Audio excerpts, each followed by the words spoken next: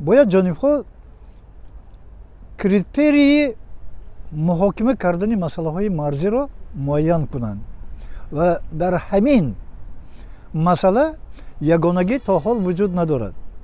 ҷонибҳо шояд баъди ин ду воқеаи хунин ки дар марз рух дод, шояд ниҳоят дараҷа эҳсос карда бошанд, шояд ниҳоят дараҷа фаҳмида бошанд ки бо роҳи ҷанг, бо истифодаи қувва ин масъалаҳо ҳал намешаванд.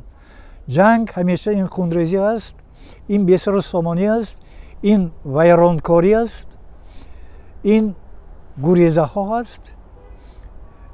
барои ҳамон агар ҷанге сар занад, ҷанге шадид шавад, дар назар доштан дар кор ки вай ҷанги байни Тоҷикистону Қирғизистон намешавад. қувваҳое ҳастанд ки аз нигоҳи геополитика интизори ҳамин хел муноқишаҳо ҳастанд ки онҳо сари худашонро ба он ҷо халанд. барои ҳамин ба сулҳ, ба амонӣ, ба гуфтушунид дар паси миз ягон алтернатива вуҷуд надорад.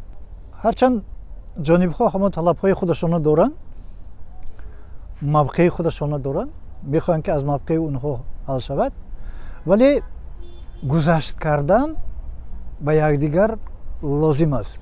бояд ҳамин хел кунанд, аз баъзе манфиатҳо даст кашидан дар кор, гузашт кардан дар кор, аз рӯи адолат нигоҳ карда масъалаҳои ҳал кардан дар кор.